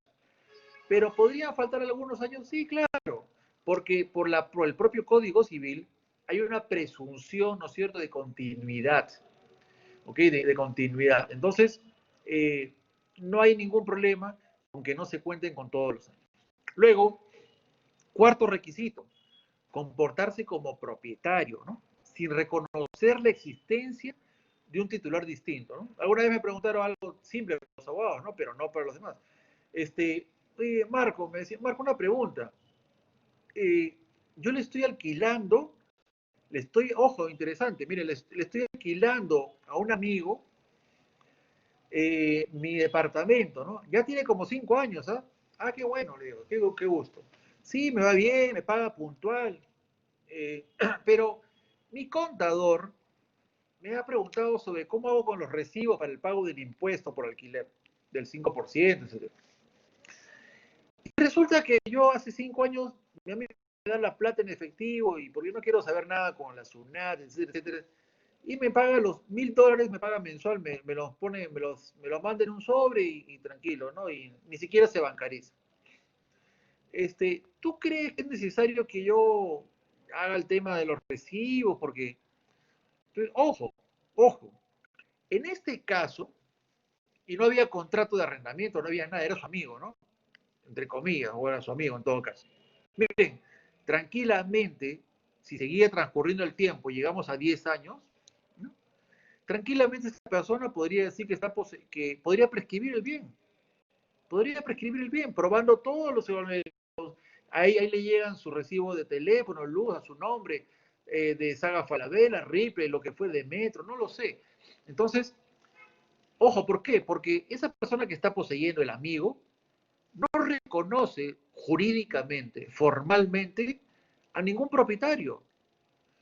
El hecho de hacer esa jugada, si ustedes quieren, ¿no es cierto? Esa mala praxis de no pagar el impuesto, hace que justamente jurídicamente el poseedor no reconozca al propietario. ¿Hay un riesgo entonces? Por supuesto que hay un riesgo, ¿no? De que pueda prescribir el bien quien lo está poseyendo. En cambio, si hubiera un contrato de arrendamiento, hay recibos de pago de la SUNAT, ¿no es cierto?, del impuesto correspondiente, el inquilino nunca podrá, por supuesto, nunca podrá escribir ese inmueble. ¿Por qué? Porque no se conduce como propietario, se conduce como arrendatario, como inquilino. Reconoce la existencia de un titular dominial distinto. ¿Ok? Esto es muy importante, ¿no? Y bueno, por último, el tema que ya mencioné hace un ratito, la presunción posesoria del tiempo intermedio, ¿no? Se presume también, así como la continuidad, también se presume que en el tiempo intermedio la persona ha seguido poseyendo, ¿no? Esto está previsto en el artículo 915 del Código Civil, ¿no? Bueno, luego, como les decía, en este procedimiento básicamente es iniciar con una solicitud, luego el notario lo que va a hacer es, va a publicar en el diario y va a lanzar notificaciones, ¿ok? Al titular registral y a los afectados. Que podría ser, por ejemplo, un acreedor hipotecario, también se le envía, aunque no va a ser afectado, pero igual se le envía. Y luego esperará que transcurran los 6 meses. Perdón, los 25 días hábiles después de la última publicación. Pero en ese plazo, en ese ínterin, lo que va a hacer el notario también va a visitar la casa y va a llevar a cabo va a otorgar un acta de presencia. Va a autorizar un acta de presencia.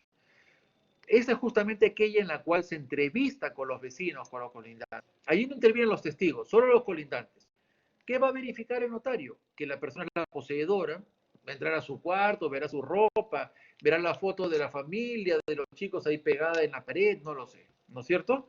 Va a ver que advertir que la posesión es pacífica, también, ¿no es cierto? Entonces, es un acta de presencia, es una labor y es una diligencia harto importante, ¿no es cierto?, que tiene que ser llevada a cabo por el notario, ¿no? Como dije, una vez hechas las 6 publicaciones, 3 en el peruano y 3 en otro diario de mayor circulación, con intervalo de 3 días cada una, hay que esperar 25 días hábiles a ver si alguien formula oposición o no. Porque si alguien formula oposición, se acabó el procedimiento. Se acabó el procedimiento. ¿Ok? Entonces, ojo, ahora es importante esto, ¿no? Porque fíjense, yo les he dicho que el notario no califica la oposición. No va a ver si la oposición es fundamentada. No, no. Miren, con que alguien le una hojita A4 al notario y le pone, señor notario, en la prescripción seguida por su despacho de tal predio, publicada en el peruano con tal fecha, me opongo. Punto. Y no dice más. Y no dice más. ¿Qué debe hacer el notario? Remitir al Poder Judicial. Se acabó el procedimiento. Adiós procedimiento notarial. Porque los notarios no conocemos asuntos no contenciosos. Entonces, ojo, el notario no califica. Ahora, tiene un lado oscuro. Hay un lado oscuro porque hay gente que se dedica a ver en el peruano. Mire, esto es triste, ¿no? Decirlo, pero es la realidad. Lee su peruano todos los días y, ok, a ver, se está llevando una prescripción adquisitiva de dominio ante tal notaría. Ok, ¿qué hace esta persona? Envía un oficio al notario oponiéndose y dejando su celular abajo. Resulta que era una constructora, lo que fuere. ¿Qué hace la persona? Dice, ¿qué quiere? Negociar. Se opuso por oponer. ¿Quiere que levante mi oposición? Ok, $1000. Esta es una triste que en algunos casos se presenta. No en la mayoría, pero en algunos casos se ha presentado, ¿no? ¿Por qué? Porque el notario, y está bien, el notario no tiene por qué calificar la oposición, ¿no? Si no, ya sería un trámite jurisdiccional, ¿no? Definitivamente.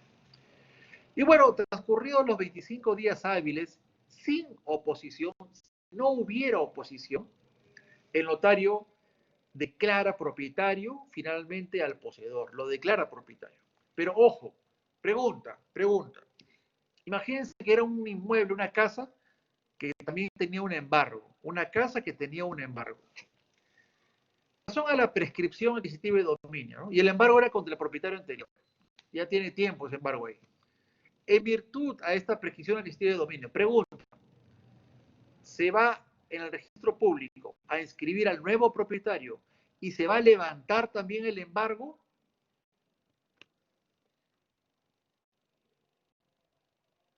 Lo cierto es que la respuesta es negativa. No se va a levantar el embargo, no se va a levantar la hipoteca, porque la prescripción adquisitiva de dominio únicamente está dirigida a declarar la propiedad. Por eso es prescripción adquisitiva, adquirir el dominio, el derecho de propiedad por parte de un poseedor, pero no limpia las cargas del predio, no limpia las cargas, ¿ok? Porque no es su finalidad, no es la finalidad, ¿ok? Entonces, ojo con la prescripción, solamente se va a modificar, ¿ok? Solo se va a modificar el tema del dominio. En fin, hay muchísimo más por decir, ¿no? Miren, son las 5:45. Hay sobre prescripción sobre bienes del Estado para conversar, ¿no? Emplazamiento y resoluciones del tribunal registral.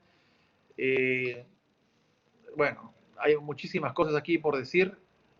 Todavía tenemos para hablar de la rectificación de áreas linderos y medidas perimétricas, pero la verdad es que yo quisiera dejar un espacio para vuestras preguntas, que va a ser probablemente, seguramente, lo más rico de este encuentro, ¿no? Así que, bueno, yo voy a dejar igual a las diapositivas para que se las puedan repartir y más bien voy a proceder a, voy a intentar responder vuestras inquietudes, ¿no? No sé si las vamos a hacer con el moderador a viva voz o va a ser leyendo las intervenciones por el chat. De repente tenemos, voy a cerrar esta diapositiva un segundo. A ver.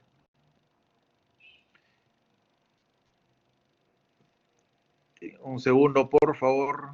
Vamos para leer, a ver, todas las intervenciones.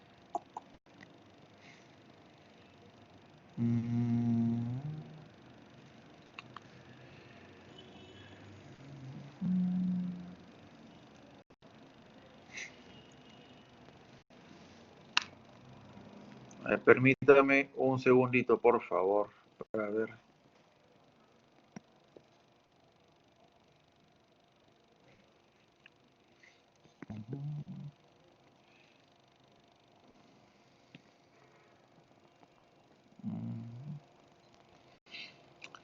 Bueno, yo entiendo que va a ser las respuestas por el chat. Lo que quiero ver es cómo ingreso al chat. Esto es lo que quiero ver por este sistema. Es muy bonito, muy interesante, pero a ver, acá está. Ya ingresé. A ver, la verdad es que tengo preguntas, cantidad de preguntas. A ver, voy a responder, voy a ir leyendo y vayan formulando y yo voy a ir leyendo a las. A ver, vamos a ver. Bueno, sí, la alerta registral es un mecanismo importante, señores. ¿No? Hoy día es impensable no tener alerta registral de todos sus predios. Más aún, y esto ya no lo he comentado, ¿no? Pero el Tribunal Constitucional ha señalado que es deber de diligencia de los propietarios contar con la alerta registral. Si una persona falsifica nuestra firma, lo que fuere, y va al registro público a presentar el título falsificado, y si nosotros no pusimos la alerta registral, nosotros perdemos la casa por no haber puesto la alerta registral. Entonces, la alerta registral constitucionalmente es casi una obligación hoy día, ¿ok? Es casi una obligación. A ver, sigamos. Acá yo voy a llegar a todas las preguntas, no se me... Vamos a ver.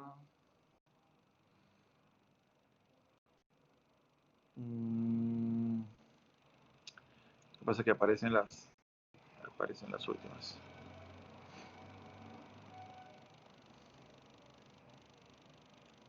Ya. A ver, bueno, vamos a ver cómo hacemos acá, que van apareciendo las últimas directamente.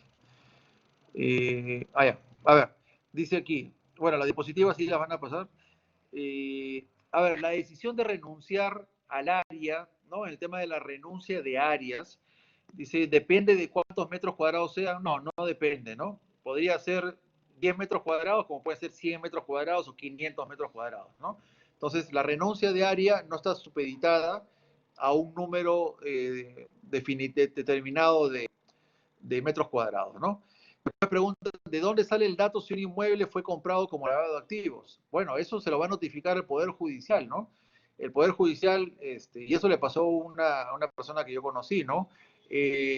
Compró la propiedad y de repente le llegó un buen día una resolución citándola para el DININ, para DININCRI. Y dijo, usted ha querido un predio de tal persona que está metida en lavado de activos. Entonces, era el tema, el juzgado de extinción de dominio, donde lo que pretendían era quitar el predio. Entonces eso se lo va a comunicar el Poder Judicial, ¿no? Luego nos dice Mariela Pimentel, ¿no? Revisar el CRI es el documento más completo. Claro, uno puede pedir un certificado, una copia literal en registros públicos para hacer un estudio de títulos, una copia literal. En la copia literal, sin embargo, uno tiene que conocer cómo hacer el estudio de títulos y cómo leer la partida registral. Saber si aparece como anotación preventiva, qué es una anotación preventiva. Si aparece un embargo, si está caduco o no está caduco, o una hipoteca, ¿no? En cambio, cuando uno obtiene un CRI, el CRI es más completo porque en el CRI le dan la copia literal, pero además el propio registro hace el análisis y le dice, señor, sí, este es el propietario, estas son cargas y gravámenes, vigentes, ¿no? Entonces el CRI es el documento efectivamente más completo que uno puede pedir para saber la propiedad, para saber la propiedad qué estado tiene, ¿no? Luego nos pregunta la doctora Arevalo, dice, si en la municipalidad hay registrados dos titulares contribuyentes y hace más de 10 años únicamente uno de ellos posee el inmueble y cuenta con los documentos para darle convicción al notario, ¿no? ¿Podría solicitar la prescripción del predio urbano? Bueno, ese es un tema de criterio del notario, pero yo me atrevería a decir que no. Me atrevo a decir que no porque lo que está publicitando, a ver, ¿cómo se le está acreditando al notario la prescripción? Con documento municipal. ¿Y qué dice el documento municipal? Que son dos coposeedores, dos coposeedores. Por tanto, el notario no podría solamente declarar a uno de ellos, ¿no? Tendría que declararlos a los dos en todo caso, pero a uno de ellos no, a mi modesto juicio, ¿no? Entonces, ahí encontramos un problemita, ¿no? Luego nos preguntan, ¿no? Sobre bienes comunes en un edificio de 39 familias, ¿se pueden realizar, dice, dominio o gestión notarial? A ver, hay reglamento interno y todos formamos la junta de propietarios. Nunca se gestionó una junta de presidente, secretario y tesorero. Un vecino está gestionando sobre las azoteas dominio de 16 metros, ¿no? Y se puso de acuerdo con sus tres colindantes. Y el resto de propietarios no se les informa nada, a pesar que estos vecinos del tercer piso tienen minoría, debido a que son periodos menores. ¿Cómo puedo averiguar en qué estado está su gestión? A mí me envió cartas sobre su dominio, pero le contesté que estaba en falta sobre los bienes comunes de todos los propietarios. A ver, lo primero que tiene que hacer en este caso es ver en registros públicos, en la partida matriz, tiene que ver si está inscrita la junta de propietarios y el reglamento. Eso es donde se ve, no se ve en la partida de su departamento, eso se ve en la partida matriz. Ahora, si usted me dice que no hay reglamento interno, nunca ha habido reglamento interno, por tanto no hay junta de propietarios, no hay presidente, no hay nada. ¿Qué se puede hacer en este caso? Bueno, lo primero es tratar, es aprobar un reglamento interno, inscribir un reglamento interno y una junta de propietarios. ¿Para qué? Para que la junta actúe en nombre del edificio y tenga legitimidad sustantiva y procesal para poder reclamarle válidamente a las personas que están haciendo mal uso de la azotea. Ojo, usted me está diciendo que tienen mayoría, además, o sea, que estas personas que hacen mal uso de la azotea son minoría. Por tanto, ustedes con la mayoría pueden aprobar, con 2/3, pueden aprobar un reglamento interno y nombrar a sus autoridades. Y de ahí mandar las cartas notariales, ya están legitimados. Pero si no tienen ustedes en los registros públicos una junta de propietarios que nace en un reglamento interno, no van a tener legitimidad alguna para poder hacer el reclamo correspondiente. ¿Ok? Así que este es el paso. Luego, dice, puedo hacer una prescripción vía notarial cuando tengo vivencia de 28 años, además de un contrato privado de compra-venta. Por supuesto que sí, ¿no? Como le responden también, sí se puede, ¿no? Es más, ese contrato de compra-venta hay que llevarlo a la notaría, porque va a coadyuvar. Si bien el notario lo que ve es privilegia la posesión, pero ese contrato de compra-venta que tiene, y si tiene certificación de firma, mucho mejor todavía, ese contrato, por supuesto, que va a servir para que se practique la prescripción en la vía notarial, por supuesto que sí. Luego, se les indicó, bueno, dice, nuevamente creo que nos pregunta Carmen, nos dice con respecto al edificio, ¿no? Se les indicó a este vecino que retiren su construcción de 8 metros que han hecho en la azotea. Ya se les comunicó, el señor grita, etc. Como le reitero, hay que inscribir previamente registros públicos con 2/3 partes de los propietarios, hay que inscribir el reglamento interno y la junta. Bueno, continuamos. Doctor Becerra dice, hoy el Tribunal Registral estableció que la inscripción del derecho de uso y habitación no obliga a señalar si su constitución es a título oneroso o gratuita. Este criterio afecta la posesión, evadir pagos de impuestos y o podría prestarse estafas o donaciones no autorizadas por el propietario. A ver, el registro público, como hemos dicho, el registro público, salvo contadas excepciones, la hipoteca, por ejemplo, o el nacimiento de la persona jurídica, el registro público no es constitutivo. En el derecho, el registro público es declarativo, solo se inscribe para declarar los derechos, como yo dije al inicio, que han nacido fuera del registro. Por tanto, el tema del derecho del uso y habitación, la pregunta es, a ver, vamos a lo siguiente, doctora. La pregunta es la siguiente. El registro público, ¿cuál es su función? ¿Para qué ha nacido? Bueno, el registro público ha nacido para publicitar y oponer situaciones jurídicas y derechos. Entonces, cuando se inscribe, por ejemplo, la constitución del derecho de uso y habitación, ¿qué se está logrando? Publicitar que hay una persona que tiene derecho a usar y habitar una propiedad. Pero pregunto, ¿acaso nos interesa a los terceros que esa adquisición del derecho de uso y habitación sea onerosa o gratuita? Francamente, no le veo, a los terceros no veo mayor necesidad, ¿no es cierto? O sea, si yo mañana tengo que respetar el derecho de uso y habitación de una persona en una casa, a mí lo que me interesa es saber que tiene esa facultad para usar la casa. Para mí no es relevante saber que lo adquirió onerosamente el derecho. No le veo mayormente, ¿no? Seguramente, no he leído la resolución del tribunal, pero seguramente va por ahí la posición del tribunal, lo que ha considerado que no es relevante para los terceros, ¿no? Por ahí va el asunto, seguramente. Ahora, déjenos su teléfono, les voy a dejar un correo electrónico, encantado, terminando la exposición. Bueno, mi correo electrónico, si tienen algunas consultas, es mbcerra435@gmail.com, ¿no? mbcerra435@gmail.com. Encantado de absorberles cualquier duda. Doctor, una consulta. ¿Cuál es el trámite inicial que se tiene que realizar ante la municipalidad antes de ir a una notaría? Bueno, pero me imagino que es para una prescripción. En realidad lo que se trata, uno de los documentos principales para acreditar la posesión es efectivamente los HRPU. Entonces hay que ir a la municipalidad para ver que quien está presentándose como prescribiente, como poseedor, tenga su nombre en el HRPU. ¿No? Ojo, no importa que los impuestos no hayan sido pagados. Al notario acá no le interesa el tema del pago de impuestos, le interesa la posesión. Entonces le interesa que el nombre del prescribiente, del solicitante, aparezca en los recibos del HRPU. Hay que ir a ver que haya plena coincidencia. Mira, hace un momento preguntó una compañera suya, dijo, ¿y si aparecen dos personas, puede hacerse a nombre de una sola? No. Tendría que ver en la municipalidad para que aparezca una sola persona, ¿no? Uno solo de los propietarios. Entonces, esto es importante. Luego, preconsulta, dice, en cuanto a las direcciones, a donde se notifica por parte del notario, ¿también usan direcciones de correo electrónico? Pregunta interesante, ¿no? Por supuesto, no habría ningún problema, ¿no? Si al notario, por ejemplo, en la solicitud le dicen que el titular registral tiene tal dirección de correo electrónico, también se notificará ahí. Además de los medios editales, ¿no? El peruano, etcétera, y de otras direcciones que pudiera encontrar. Pero a mayor abundamiento, mucho mejor. No hay ningún problema. Pero ojo, esta dirección electrónica no va a sustituir a las demás notificaciones, ¿no? Luego, doctor, tengo un familiar que compró un terreno en el año 1992, lo cual celebraron un contrato privado de compra-venta. Y ahí nomás quedó y ahora queremos sanear el predio.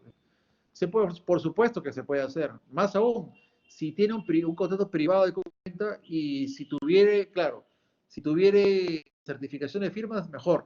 Si no lo tuviere, tampoco no hay problema, porque, ojo, repito, la posesión, la prescripción en sede notarial se basa en la acreditación de la posesión y no en el contrato de compra-venta.